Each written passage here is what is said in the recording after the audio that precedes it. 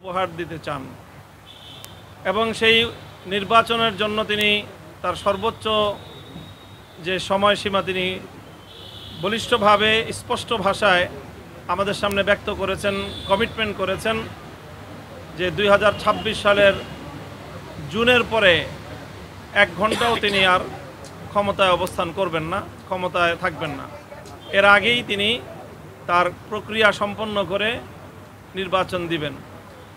আমাদের পক্ষ থেকে আমরা 3টি বিষয়কে গুরুত্বের সাথে উপস্থাপন করেছি।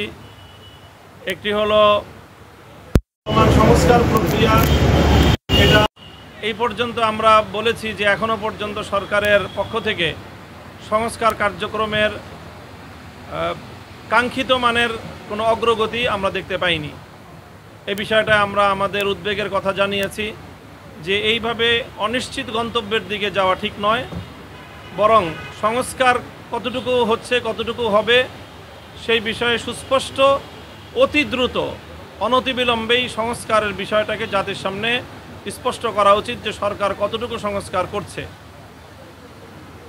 এরপরে হলো যে বিগত যে ফ্যাসিবাদী আমলে যেই হত্যাকাণ্ডগুলো সংগঠিত হয়েছে, শাপলা চত্বর থেকে নিয়ে শুরু করে জুলাই বিপ্লব পর্যন্ত, এই সকল হত্যাকাণ্ডের জন্য দায়ী প্রধান আসামিদেরকে, ফ্যাসিবাদী শেখ হাসিনা সহ তার প্রধান সহযোগীদের অন্তত নির্বাচনের আগে একটা নির্দিষ্ট একটা মেয়াদে নির্দিষ্ট একটা উন্নতি, যেটাকে দৃশ্যমান একটা অগ্রগতি আমরা বলতে পারি, সেটা যেন সম্পন্ন হয়।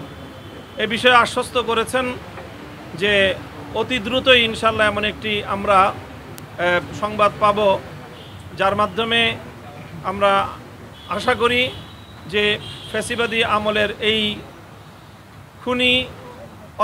খুনি হত্যাকারীদের অন্তত 2-4টা মামলায়ও বিচার কার্যক্রম সম্পন্ন হবে এবং অনতিবিলম্বে তার ট্রায়াল শুরু হবে এবং সেই ট্রায়ালের মাধ্যমে সেই বিচার সম্পন্ন হবে।